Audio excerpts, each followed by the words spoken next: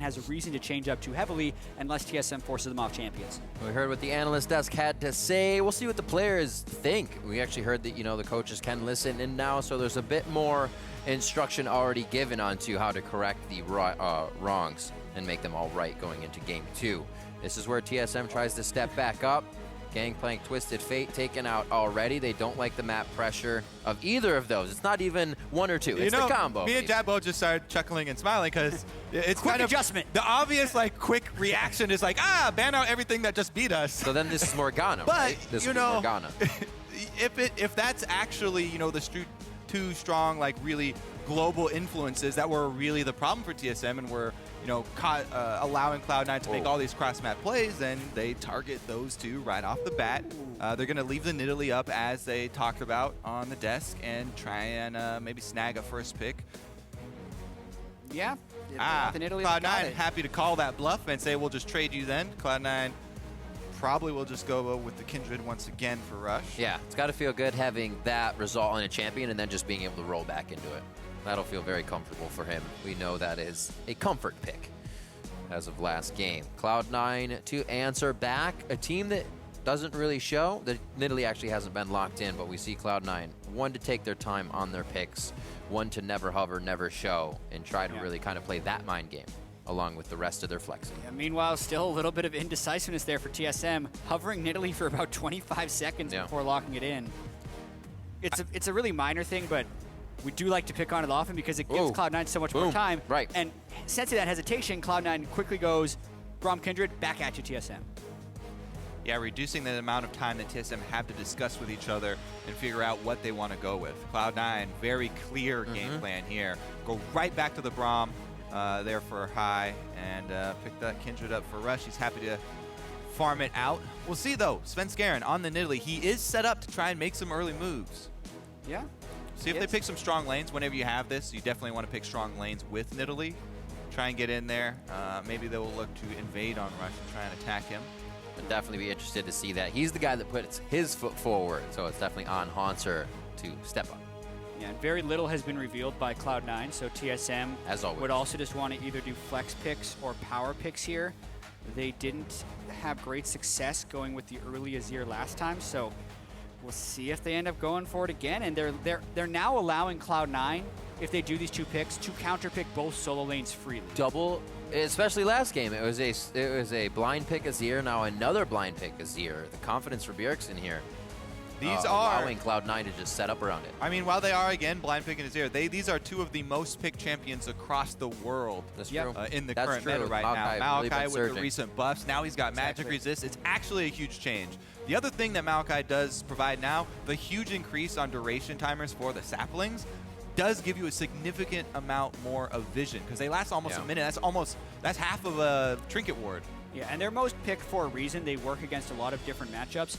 One strategy you do for blue side is you just straight up do power picks, and then the red side could be used to try and pick counters. And TSM very clearly just going with the high priority, high presence pick ban champions with their first three choices. Nautilus being locked in. Too much play of that coming from Cloud9, even on the second half of this split.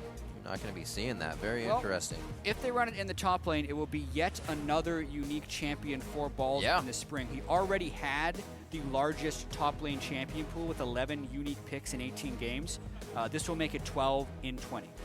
Now I'm looking at what Jensen would want to run into this Azir. Maybe the Zed. I know he doesn't really like Lissandra mid, so I don't know. I don't know if they, again, try a double teleport. Maybe he has put in a lot more time on that champion, though, and they try and pull another, global game plan here and go with a double teleport.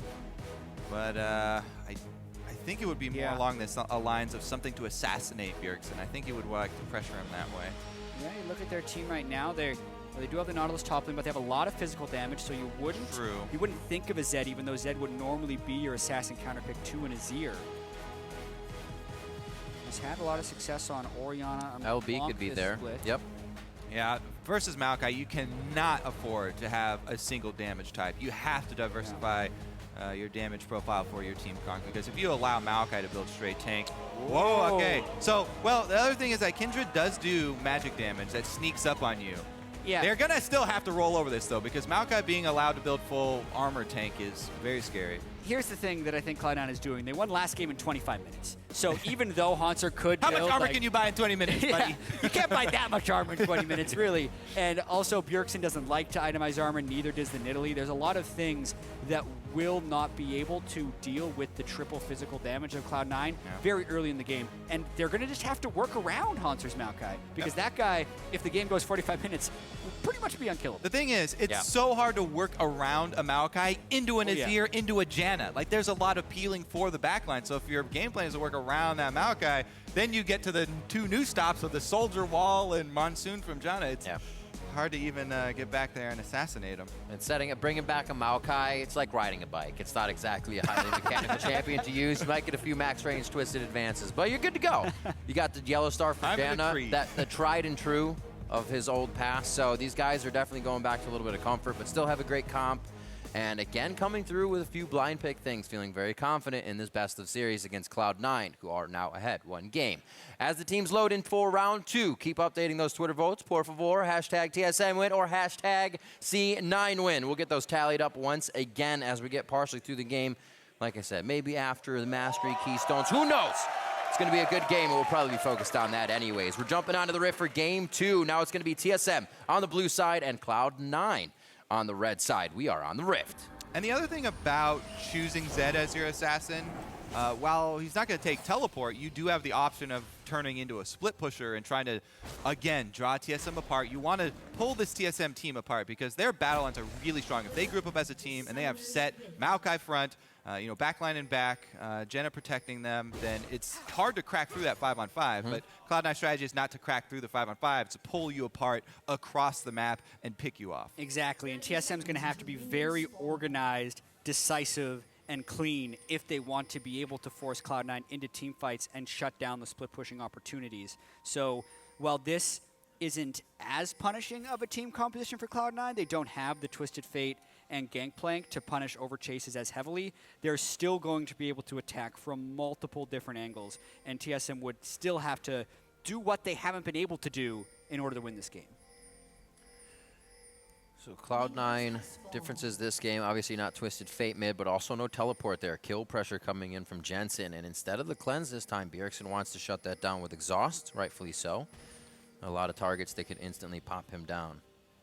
And it looks like we may actually get that swap start here. Yep, everybody got the exact same wards down. Pretty standard vision setting up the standard lane swap. And Svenskeren also gets down the traps.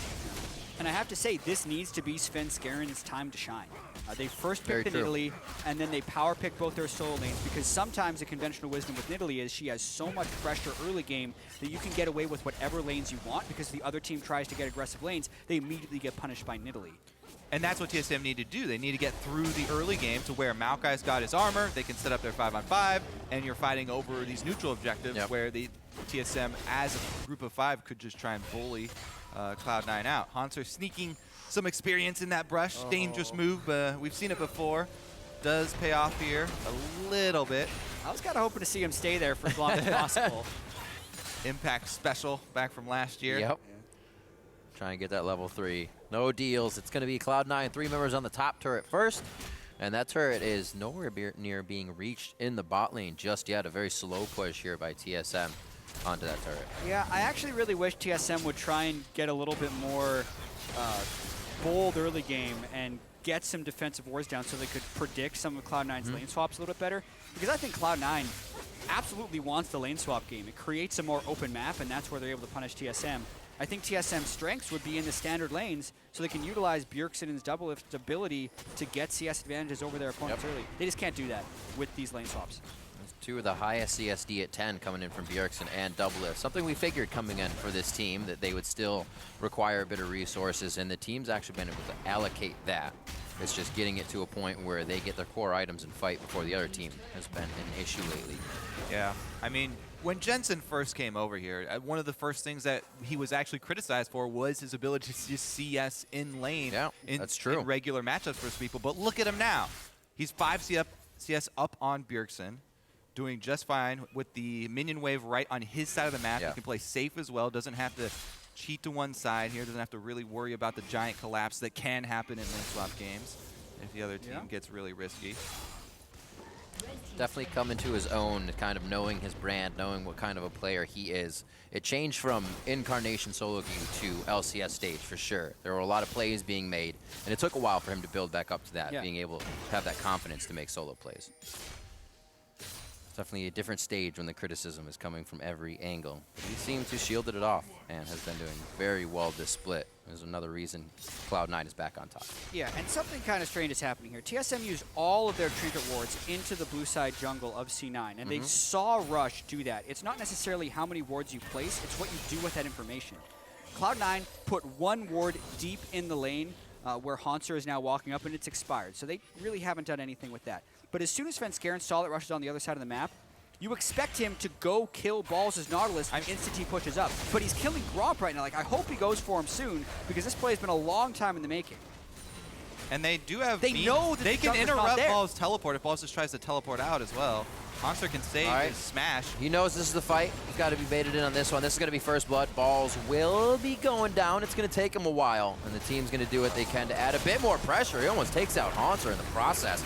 That's first blood, but with knowledge of the jungler top lane, they're going to go on to DoubleLift, and that's going to be the assist and kills going over here to 3 members. YellowStar is going to make it out alive with a nice Howling Gale, but it looks like they will lose that turret as well.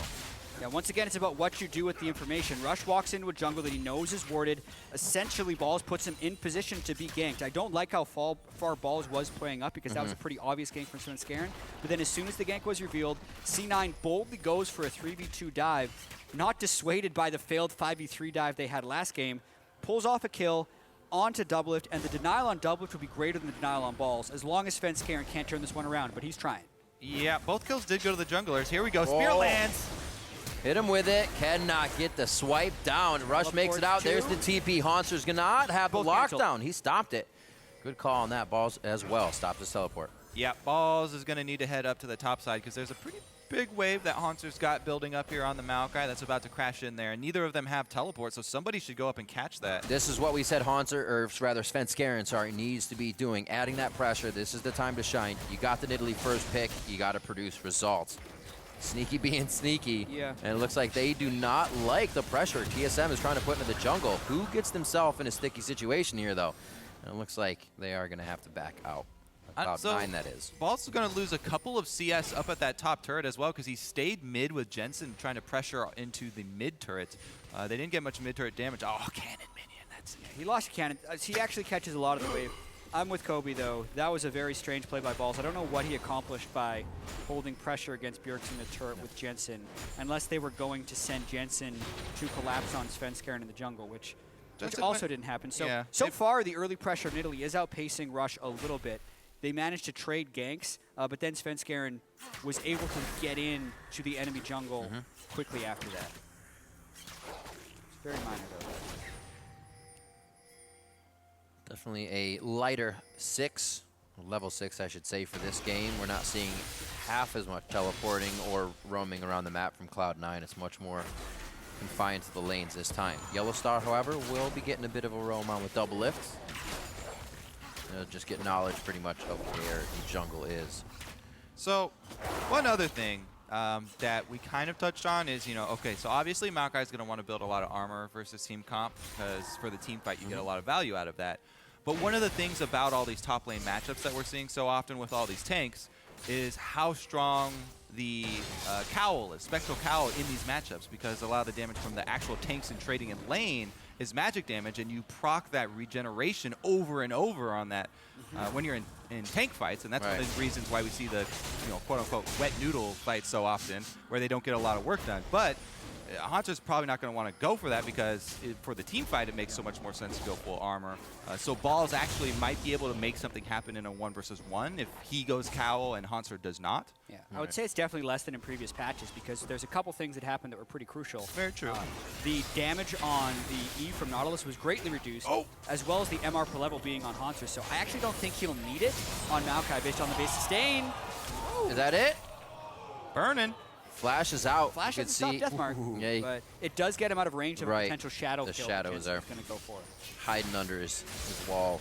So Jensen actually goes hard, gets the ult out of mid lane. Not the exhaust, though, just the flash, so it could be a repeat. Svenskeren trying to push now Bjergsen Rush out of his jungle. Also held onto his exhaust throughout that as well. So he does still have that at least. Feels that it's safe. Well, I guess the damage was already done. Knew he wouldn't die to the death mark without the swirly over his head. Cloud9 getting a few, not even early wards, but deep wards. Just one there on the invade as they go in to try and deny some jungle. Rush towards the top. More denial on that side. And it's much more of an even game here as we start this one off. Yeah, Svenskeren has been the one to push the tempo here. And with a deep ward onto Rush and mid lane advantage with the Azir being able to come over, this could be an easy moment. steal for him. Yeah. But does he get more? Because Azir is here. Oh, wow. TSM really working a few steps ahead here, thinking of the play before it really needs to happen. And I don't think this can even be closed down by Cloud9. That death mark is still down, so they're just using the regular abilities on this one. Svenskeren back in. Depth charge forces him out. And YellowStar is trying to help him over the wall. Hauntzer gets a kill with Vengeful Maelstrom as he throws down the ultimate. And it looks like forced to back out with a few kills on either side. Sneaky does get red buff for that, but he had to flash for it on Lucian. And again, TSM very happy to go for these trades back and forth in the early game here. They're setting themselves up for the strong mid-game team fight. Towers still standing on the opposite side. They had only traded the first ones in the lane swap instead of going and trading second ones this time, not allowing that extra room for Cloud9 to work with. And when this started, Rush was trying to get this red buff, but Sneaky had just recalled on Lucian, so the whole time this fight was happening, DoubleLift was getting free time in the bottom lane. And you can see how much faster Bjergsen was to that because Jensen was also coming up from the lane. And then Cloud9 tried to turn this around, but they're just so far behind on this play. Hauntzer is here before Ball. Bjergsen was there before Jensen. Lucian comes in at the very end, and now they're going for Jensen. Oh, Fate's call, and that could be it. He flashes as well, but the rend and a bit of extra damage take him down. The roam from DoubleLift YellowStar to gank mid lane here, leaving their bottom lane. That does mean that Cloud9 can pressure bottom lane, but it's an even exchange. Mid lane's wide open as well, and TSM got the kill, so. Yeah, I think it's a huge continuation of the play because DoubleLift had shoved that bottom lane up so far that he was able to go missing without necessarily being detected, and the fact that Cloud9 has almost no wards on the map currently. But when they see someone, they respawn elsewhere, and they do get a turret, which gold-wise makes the trade beneficial. Until it gets traded for the top turret, in which case it's still a kill. It's the continuation of the play. Don't worry, I wasn't going to say anything. All right, Hauntzer claims the top one, gold for himself as well. They want more money onto this Maokai. He's already got 1 kill, assist, and the extra solo tower gold there, so he'll be ramping up. Pretty much all that money is going to go into his Sunfire and some extra armor. The clock is ticking here for Cloud9. Some extra little bit of Devour damage, though. That's 5 more on hit magic damage. Yeah, he has 2 stacks of his Kindred passive as well, which isn't bad for 12 minutes, but they are not looking nearly as good as they did in Game 1, and TSM has cleaned up a lot of the stuff we talked about. They have Svenskeren on a jungler who is in a much better matchup, and we said this game was going to be on Sven. So far, he's been doing very well with the pressure advantage and making Cloud9 pay for it. He's just being everywhere right now in Jensen's hair, giving him trouble. And we kind of see this Bjergsen pick, the blind Azir, not being as big as a burden as it was last game. He's able to just stay in the mid lane. It's DoubleLift that's trying to get fed here. Can be protected by an Azir no matter what late game. And YellowStar's been on that roam too. We're seeing this, what TSM really wanted to put together. And Bjergsen is actually rushing with the Zhonya's, so definitely gonna take a hit on DPS, but he'll be so much more safe. Unlike Hai, who's pretty much dead here in enemy territory. Yeah, this is one of those How long can you run for? One of those secret missions gone horribly wrong, where they see you right as you walk in. Oh, fancy. Someone betrayed him. They gave him up. So top lane push. Let's clean up in the mid lane. Doesn't look like balls will get too much off of this one. But a whole bunch of follow me from Hai tries to waste the time of TSM. 23,000 to 20.5 right now. Cloud9 actually falling behind at this point. We saw the stats last game, and TSM has been able to kind of flop that at 15-minute stat into their favor. Yeah, I mean, it's a very big lead. Very happy to now move control into both Riverside, I think. Rush is actually making a move towards this mark. I don't think he's that crazy to risk going for it. Just cleaned up some scraps in his jungle. But TSM trying to work their way over here. They need to continue to move as 5, hold on to the advantage that they have, their power. Try and pressure Cloud9 to force them to miss out on some CS. There goes that mark. Right into the Rift Scuttler. This has been quite clean from TSM, which you would not have expected after seeing the way they lost game 1. Caster curse. Yeah. Clean reset of the Rift. We're beneficial to TSM, Jatt, in our caster cursing. Apparently, I haven't double checked the stats myself, but 7 and 4 when I cast TSM games. Okay, fair enough. This split. TSM right now doing much better this game. Actually, stark difference. It kind of looks like the other game with names switched. We're seeing the same results here for TSM that Cloud9 was having, and they're not letting go. When they get the lead, usually we actually see TSM work those advantages. Hauntzer can usually provide enough of a nuisance on the side lane for the rest, or the other 4, to make the big advantages play. I know Hauntzer likes playing 1v1 champions, likes killing his opponent and taking those fights, but he's going to feel like a god in this game. He's already got Sunfire completed. I actually feel like he's going to turn that into probably a Randuin's on top of it with this extra giant spell, and it will be really hard for Cloud9 to take him down. We'll see, though. Maybe some Cloud9 hold out until they get last whispers. She's got decent mechanics in those fights. When you see him on a tanky Poppy and he can keep shoving, pushing, he's making right decisions. So he's on the Maokai, he's arcane or smashing and twisted advancing the right targets as well. It's good to have him in there for a long period of time. That's right. That's the new Pentakill album. Yep, smashing and advancing. Got it. And they're just going to continue to try and punish Cloud9 for picking up farm. This is kind of a reversal of what we saw last game. My boy. Just to flash away. Yikes. A lot of defensive being used. Think about the Maokai build. I feel like that giant spell should sit, and you should go for Frozen Heart next against the multiple auto attackers. Yeah, cooldown reduction is also incredibly good on Maokai, so overall Frozen Heart is just hugely efficient for him. His flash is also up. Sneak is going to take a long time to get crit, so I agree. That twisted advanced flash play. See the back line. There's not much other than balls and high here that have to stick to those squishy targets. Jensen's going to be going in. Rush will be looking to use his ult. It'll be interesting to see how Cloud9 plays these fights. TSM, not so much backing up, but getting themselves full vision right across the outside of C9's base makes it so easy to go from lane to lane. Yeah, they don't have to force any crazy occurrences in this game. They don't want, unexpected things to happen. Yeah. When you are so confident in your team comp from draft phase, you just want to get to those late game team fights where you've built your items, you can play the strengths there, have Maokai on the front line. Bjergsen's got his Zhonya's completed. DoubleLift has plenty of protection. As long as he stands close to YellowStar or Bjergsen, they both have ways to try and save him. I mean, even as Zed, who's really good at getting to the back line, through all of this, like Maokai just point and clicks on you once, and you're trapped. You're bopped. Yeah. The only worry I'd see for Cloud9 here is they've had trouble closing out games in the last little bit. You could say that. Whereas Cloud9 has been very good at closing out games. So when Cloud9 had the big advantage in game 1, they closed the game out by 25 minutes. Whereas TSM's had this 3,000 gold lead for about the past 5 minutes, and it's still 3,000 gold. I mean, yeah, it is a double-edged sword, being confident in your team comp and safe and, relying on scaling. Whereas I feel like a lot of the games where TSM have actually lost with these early gold leads, thrown the games, have been in mistakes, like just mechanical mistakes within the team fights in the late game. Sometimes they get pulled across the map going for one objective, and then someone's not there on time for a team fight, yet they start the team fight anyway. So they will have to keep together, strengthen numbers. Yep. Although I have to also say, Cloud9's not the type of team that lets themselves get bled out. At some point in this game, like this would normally be if this was a TSM versus not Cloud9. I would think it's like a 15-minute game.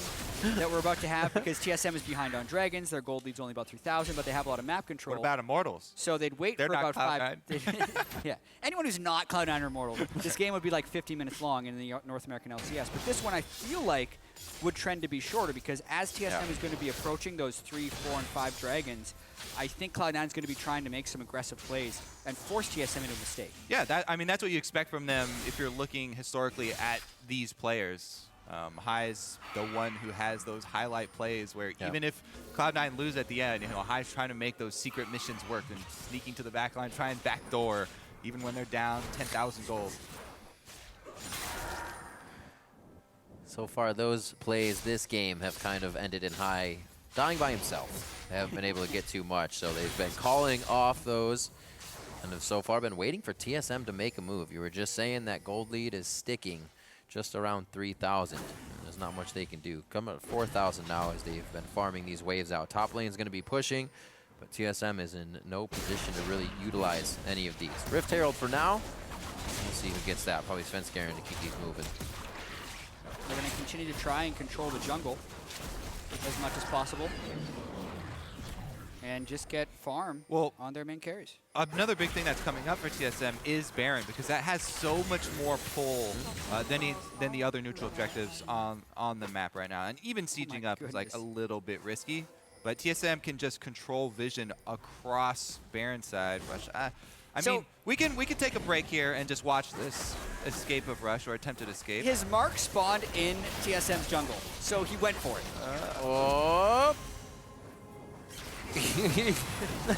There it is. Push That's the displacement right there. But yeah, earlier when I was saying I didn't think Rush would be crazy enough to go for the scuttle in the river, he actually went for the one on TSM. He's going to go for the TSM's jungle.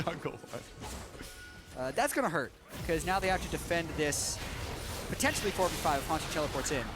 That's another reason why you don't expect Cloud9 games to be Cloud9 getting bled out. They get bored pretty quickly and just go for stuff like that.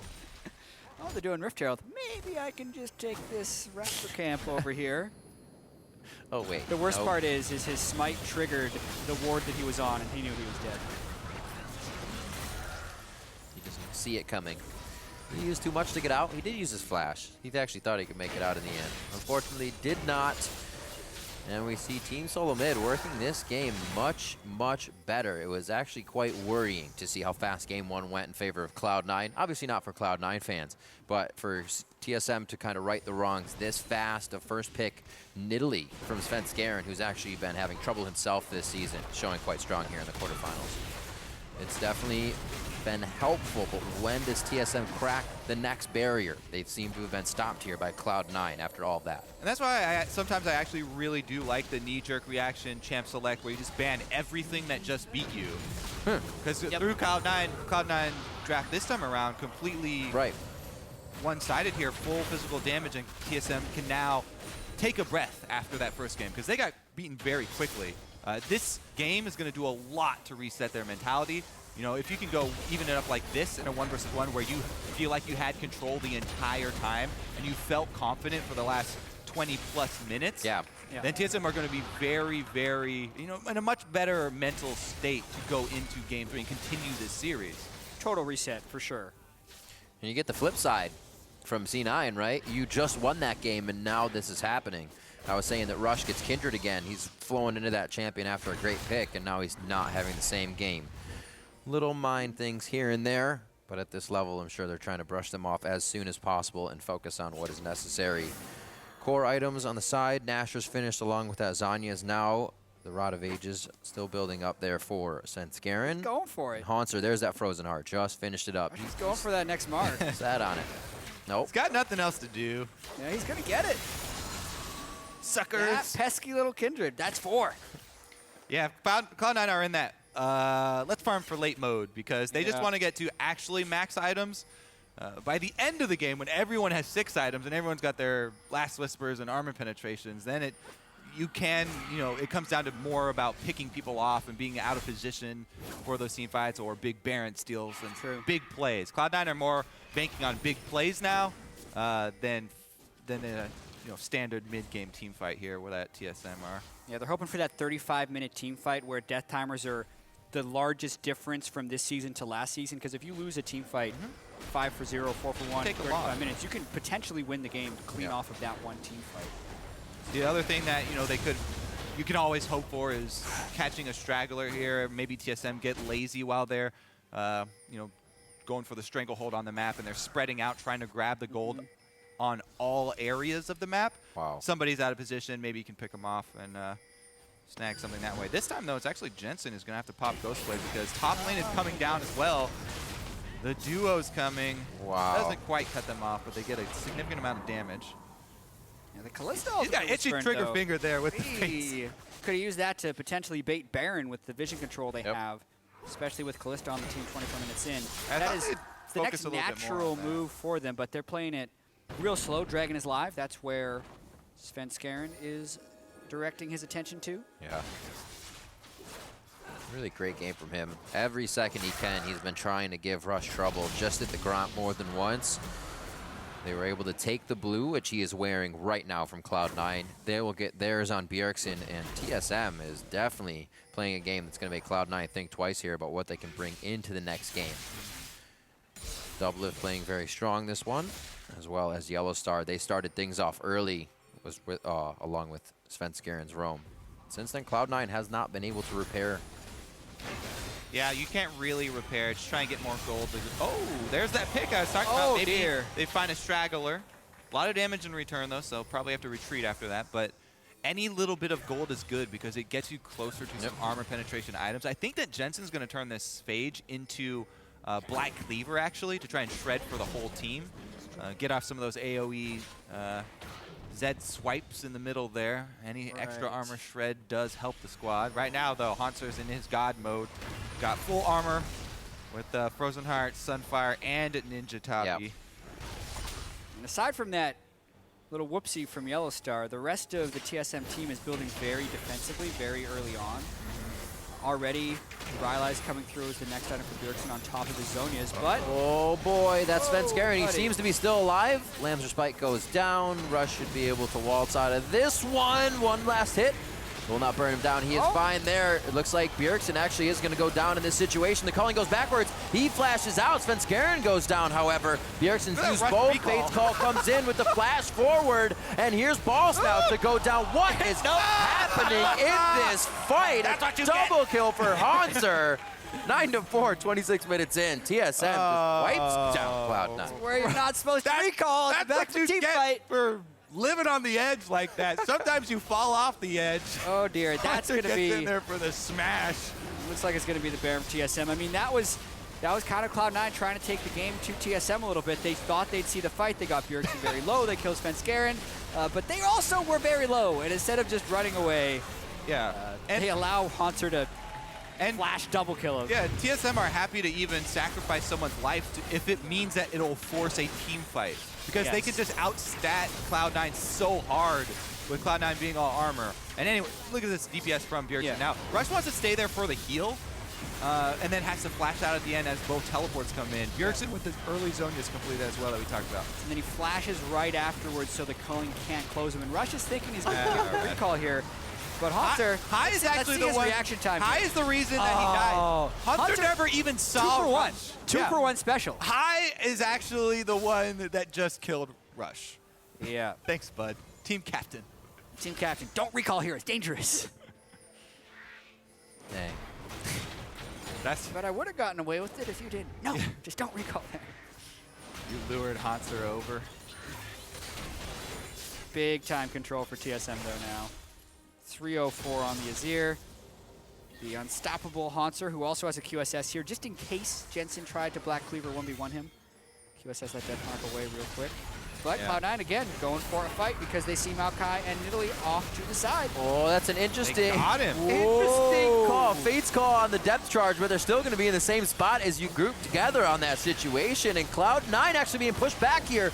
Svenskeren solo front line on this guy until Hauntzer and Bjergsen get the soldiers up there, and they are still going hard on this. Nobody can even break Hauntzer right now. Bjergsen's running out of mana. This is going to be a tough fight to continue. Ball's now in range for all three, and they are just separating, picking and choosing, and surgically removing Cloud9 from the map. That's how strong it is to have this full armor Maokai versus this C9 squad.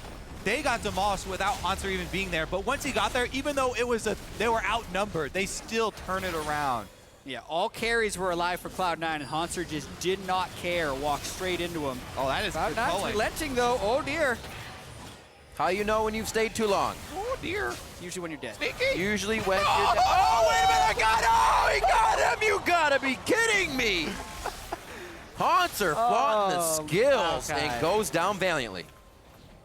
Tanky Maokai, Hey, we still got but some more action here, huh? yeah. Okay. Was that just his kills, or is that just the 2 kills shut down? Still, he gets good gold out of that. Oh, Hauntzer yeah. is a beast. 4-1-5. First death, picks up his Thorn Mail on top of the Quicksilver, and Yeah, still that'll hanging on do that it. Giant's belt. He knows what he needs, just stats. All right, so we're going to start at the very beginning of this one. Depth charge, YellowStar That was weird. probably should have thrown himself backwards. He ends up dying, but at the same time, now the team fight crew is here. Svenskeren, The teamfight crew is Hauntzer. I think it's Hauntzer and Bjergsen, right? I mean, Bjergsen's Front the line, DPS, of course. best but- tank for the situation and best backline damage for the situation in Maokai and Azir. Also, we didn't even point out that Svenskeren escaped there. That was Yeah. ridiculous how he Nice. was able to hop back out after the Zonias of his own. But yeah, there it is. Hauntzer finally gets to fight. Yep. Fantastic. So helpful now that the ult follows Maokai. Your damage reduction goes with you. Level 16 himself. Oh, wow. Yeah, 2 levels over balls now. Distortion boots as well, looking to make even more plays. The rest of the team, Hauntzer 16 to Jensen's, so they're getting that full damage out of their ultimates now. That gold lead, by the way, growing finally for Team Solomid. They found a way to break down the walls of Cloud9. It was face first. And the As hard as you biggest thing can. for TSM now is that Hauntzer's teleport is up. So he'll be there even quicker if there is a team fight that breaks out. If Hauntzer's teleport is up, TSM can feel so much more secure. They're also going to have a banner buddy somewhere. I don't think they've used it just yet, but 2 Zanyas, the banner in another lane, a lot of things on the plate now for Cloud9 to think about during these fights.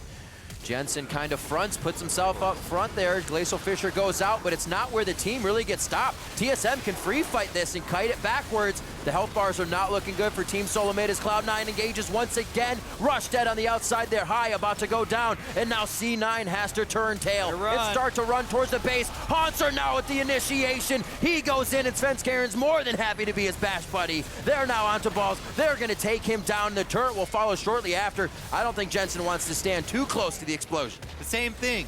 Cloud9 can all in before Hauntzer's there and burst down DoubleLift. They do it a second time here, but the teleport is up. He gets there in time, and they're able to clean up. Again, TSM are very happy to sacrifice someone, literally anyone on the team, if it means that it's going to force a team fight with Hauntzer in the middle.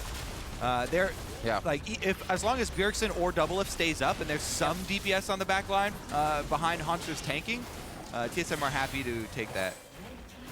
Yeah, it's just so hard for Zed to team fight against this team that TSM's put together. I mean, Bjergsen is 616 on Azir with Azonias. Like, he puts out so much DPS throughout a team fight, and plus he has the added safety of the active. Yeah, I mean, this Cloud9 was just trying to take advantage of the channel time of teleport.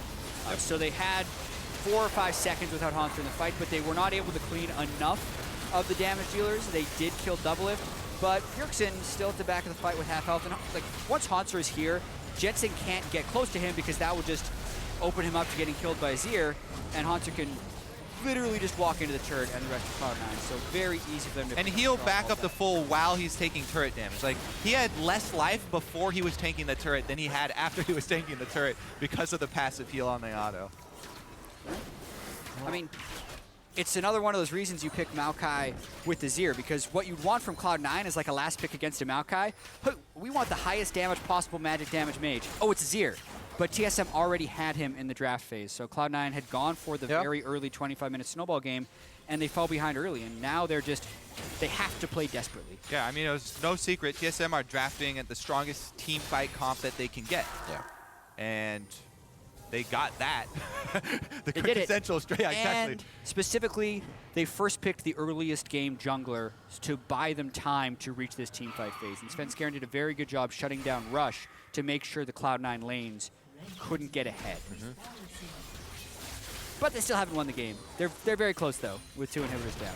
Very convincing at that. They have not struggled at all getting through this game, maybe for a minute, but still found a way through. It was Hauntzer being gigantic, and he still is. Able to make plays whenever they want right now. Really just kind of have Cloud9 on the end of a thread, waiting to tug on it. Over towards Baron. Looks like they're actually going to pull on that string right now. They'll say, let's go. Bring the fight home, right to the Baron pit. Azir kills it so fast. Kalista also secures it. It's the safest Baron rush you'll see. And there it is. Is it the follow-up, though, onto high? He's the first one. It's fine for Hauntzer to be up front. Jensen going very, very low as he tries to 4v1. Whoa, they go to Nobody Hauntzer. can get past the wall. Hey. Very interesting. Nice play, but Cloud9 still kiting this one out. Low HP bars on both sides here. Who's going to be the next finalized kill? There goes Sneaky, and that's going to be high falling as well. As soon as TSM can assess the fight, they get it the way they want it, and now Balls is going to try to flash away from this. TSM down the mid lane. They killed that Maokai, though. Yeah, they killed Hauntzer. It only cost them 4 kills on their game. side. It only cost them the too game. bad. Anyway, TSM, that's exactly what they wanted to do. Force the Baron fight when they're that far ahead. Secure it very quickly. Even if they don't get the Baron, which was high likelihood that they would, they'd still be able to force an engage with the Maokai. And here we go. What a clean game coming in from Team Solomid after a loss in Game 1 to Cloud9. We're all tied up here in the quarterfinals, 1-1, as TSM takes Game 2.